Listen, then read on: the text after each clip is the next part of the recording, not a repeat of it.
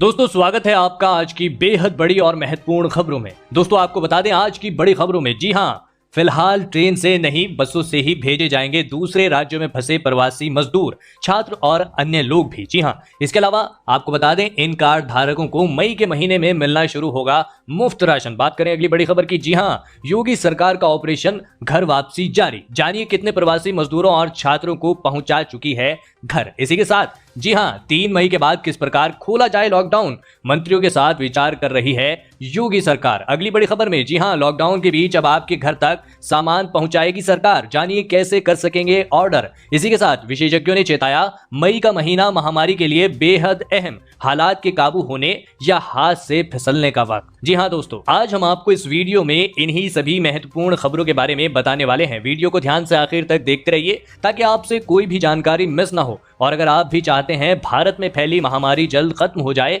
तो इस वीडियो को एक लाइक जरूर करें। दोस्तों से पहले फटाफट जान लेते हैं कोरोना महामारी की आज की ताजा अपडेट। तो दोस्तों आपको बता दूं, भारत में अब तक संक्रमित मरीजों की संख्या बढ़ती जा रही है और यह संख्या 34,100 से अधिक हो चुकी है। इनमें से 24,200 से अधिक लोगों का भी इलाज चल रहा है, जबकि 8,700 से अधिक मामले सही हो चुके हैं। और आपको बता दें 1,100 से अधिक लोगों की अब तक मौत हो चुकी है। और बात करें पूरी दुनिया भर की तो अब तक की अपडेट के अनुसार 32,50,000 से अधिक लोग संक्रमित हो चुके हैं। इसके अलावा 2,29,000 से अधिक लोगों की मौत हो चुकी है, जबकि 10,18,000 से अधिक लोग सही हो चुके हैं। दोस्तों हो सकता है जब तक आप यह वीडियो देख रहे हो तब तक यह आंकड़ा और भी बढ़ गया हो। इसी के साथ बढ़ते हैं इस वक्त की अगली बड़ी खबर की ओर। जी हां, फिलहाल ट्रेन से नहीं बसों से ही भेजे जाएंगे दूसरे राज्यों में फंसे प्रवासी मजदूर, छात्र और अन्य लोग भी। इसके अलावा राज्य सरकारों की केंद्र से अपील, बसों के जरिए प्रवासी मजदूरों को घर भेजना मुमकिन नहीं। सूत्र दोस्तों आपको बता दें, देश के अलग अलग राज्यों में लॉकडाउन के कारण फंसे लोगों को उनके घर भेजने के लिए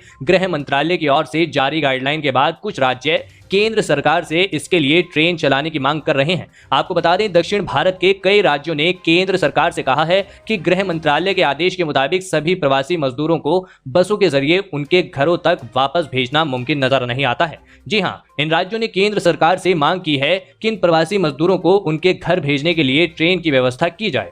बसों के जरिए इतनी बड़ी संख्या में इतनी लंबी दूरी तक प्रवासी मजदूर को भेज पाना मुमकिन नजर नहीं आ रहा है। आपको बता दें, इससे पहले बुधवार को गृह मंत्रालय द्वारा जारी गाइडलाइन के मुताबिक प्रवासी मजदूरों या इसी तरह फंसे हुए अन्य लोगों को केवल सड़क के जरिए ही बसों में बैठाकर ही उनके घर तक पहुंचाया जा सकता है और राज्यों को परिवहन का इंतजाम करना होगा। कई राज्यों ने केंद्र का ध्यान इस ओर लाने की कोशिश की है कि हजारों ऐसे लोग हैं जो कि उत्तर प्रदेश, बिहार, पश्चिम बंगाल और असम के रहने वाले हैं और दक्षिण भारत के राज्यों में काम करते हैं। इन प्रवासी मजदूरों को उनके घर भेजने के लिए कई राज्यों से होकर गुजरना पड़ेगा। आपको बता दें, राजस्थान के मुख्यमंत्री अशोक गहलोत व राज्य के उप मुख्यमंत्री सुशील मोदी ने ट्वीट किया कि प्रवासी मजदूरों को दूर जगह पहुंचाने के लिए विशेष ट्रेनें चलाई जाएं। इसके अलावा आपको बता दें, लॉकडाउन के कारण विभिन्न राज्यों में करीब 2 करोड़ लोग फंसे हुए हैं। केंद्र सरकार की गाइडलाइंस ठीक नहीं है। लोग इतनी गर्मी में 3 से 4 दिन कैसे बस में सफर कर पाएंगे। बसों की तुलना में ट्रेन बेहतर विकल्प है। अगर आप भी किसी जगह फंसे हुए हैं तो आप अपना नाम और राज्य का नाम लिखें और आप किस राज्य में फंसे हुए हैं कमेंट में जरूर लिखें। इसी के साथ बढ़ते हैं इस वक्त की अगली बड़ी खबर की ओर। जी हां, योगी सरकार का ऑपरेशन घर वापसी जारी है। जी हां, जानिए कितने प्रवासी मजदूरों और छात्रों को पहुंचा चुकी है घर। दोस्तों आपको बता दें, देश के विभिन्न राज्यों में फंसे उत्तर प्रदेश के कामगारों और श्रमिकों को सुरक्षित घरों तक पहुंचाने में योगी सरकार लगातार जुटी हुई है। इन कामगारों और श्रमिकों को उनके घरों तक सुरक्षित पहुंचाने की प्रक्रिया में सीएम योगी आदित्यनाथ ने प्रदेश के राजस्व विभाग से 6 लाख लोगों के लिए क्वारंटाइन सेंटर, शेल्टर होम और कम्युनिटी किचन तैयार कराए हैं। बता दें कि योगी सरकार ने इससे पहले दिल्ली से 28 और 29 मार्च को 4 लाख लोगों को सुरक्षित घरों तक पहुंचाया है। इसके बाद हरियाणा और राजस्थान से भी 50,000 लोगों को घरों तक पहुंचाया गया। हरियाणा से 13,000 लोगों को और लाया जा रहा है। जानकारी के अनुसार आज मध्य प्रदेश से यूपी के कामगार और श्रमिक घर वापस लाए जाएंगे। वहीं कल यानी 1 मई को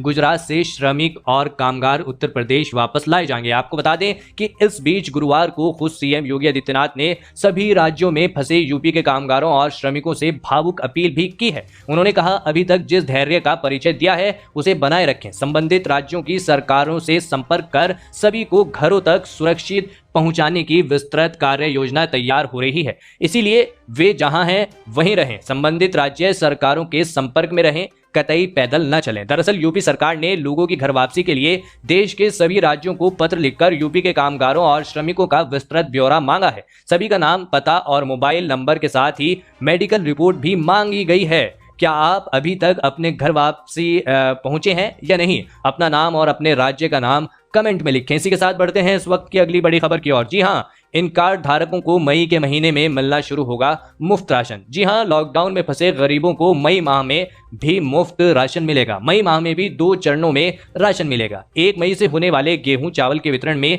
एपीएल व जॉब कार्ड धारक और पंजीकृत श्रमिकों को मुफ्त में राशन मिलेगा, जबकि पात्र गृहस्थी के लाभार्थियों को 2 रुपए किलोग्राम गेहूं और 3 रुपए किलोग्राम की दर से चावल का वितरण किया जाएगा। दोस्तों आपको बता दें, 36 दिन से लॉकडाउन में फंसे जिले के 5,84,764 उपभोक्ताओं के लिए राहत भरी खबर है। अप्रैल माह की भांति मई माह में भी राशन का वितरण 2 बार होगा। पहले चरण में राशन वितरित करने की समय सीमा 1 से 12 मई निर्धारित की गई है, जबकि दूसरे चरण में 15 से 25 मई तक राशन का वितरण होगा। दूसरे चरण में प्रति यूनिट 5 किलोग्राम चावल और 1 किलोग्राम चना मिलेगा। राशन वितरण में अनियमितता बरतने वाले कोटेदारों से सख्ती से निपटने को कहा गया है। अगर कोई कोटेदार निर्धारित दर से अधिक रुपए वसूलता है अथवा कम राशन देता है तो उसके खिलाफ जांच कराकर तुरंत कार्रवाई की जाएगी। क्या आपको आपके यहाँ पर राशन समय पर दिया जा रहा है या नहीं?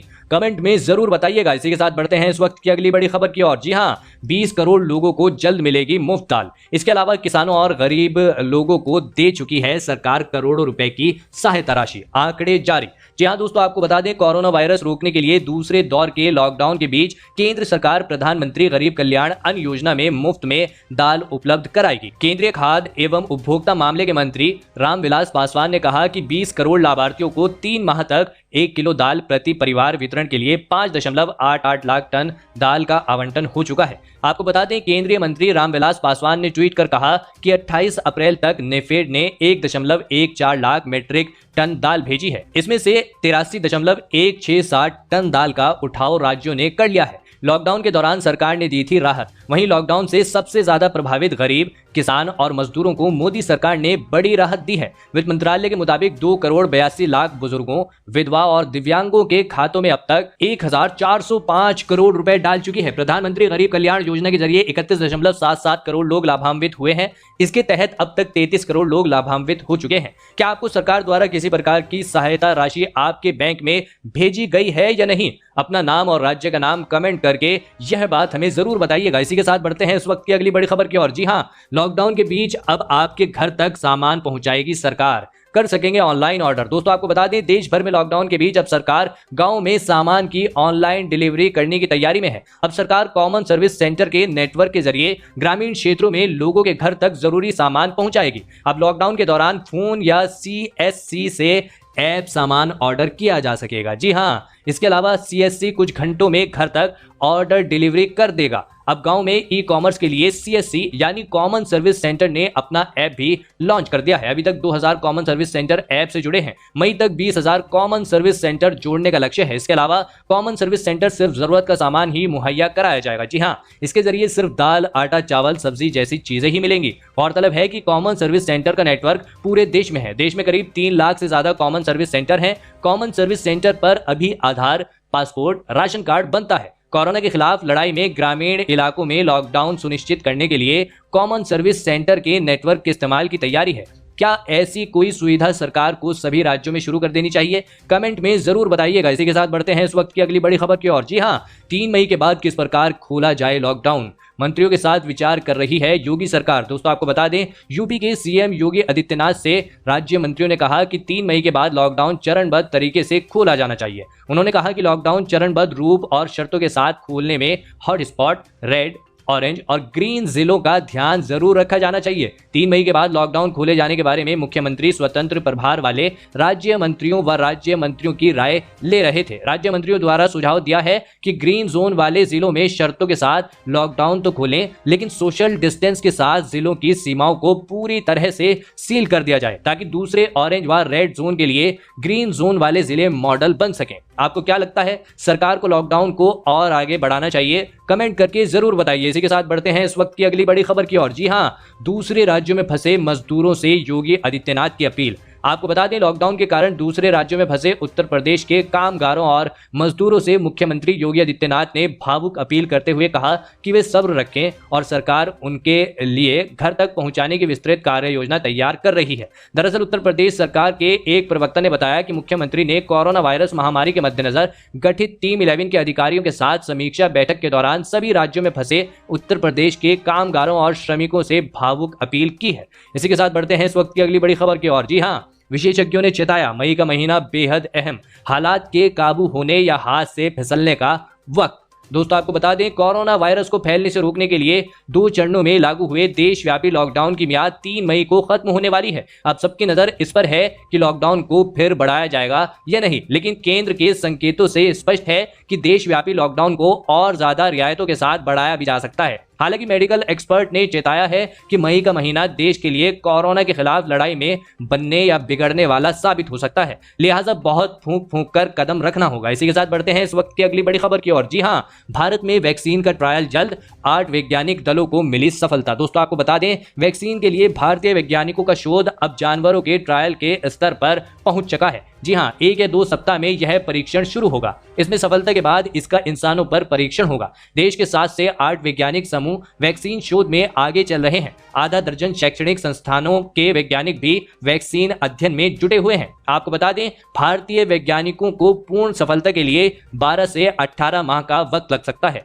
दुनिया भर में वैज्ञानिकों के 75 दल वैक्सीन में जुटे हैं। एक वरिष्ठ अधिकारी ने कहा कि वैक्सीन किसी भी देश में बने, इसका उत्पादन भारत में ही किया जाएगा। जानकारी के अनुसार Bharat biotech, Cadila, serum institute सहित कुछ कंपनियों के वैज्ञानिक जानवरों के ट्रायल तक पहुंच चुके हैं। प्रधानमंत्री नरेंद्र मोदी के निर्देश पर देश में शुरू हुए शोधों की निगरानी जैव प्रौद्योगिकी विभाग की सचिव डॉक्टर रेणु स्वरूप कर रही हैं। दोस्तों ये थी आज की कुछ महत्वपूर्ण और ताज़ा खबरें। उम्मीद करते हैं कि आपको इससे काफ़ी कुछ महत्वपूर्ण जानकारी मिली होगी। बस इसके बदले में इतना ही चाहते हैं कि आप इस वीडियो को लाइक कर दें, शेयर कर दें, क्योंकि आपका लाइक और शेयर करना ही हमारी मेहनत का फल होता है। धन्यवाद।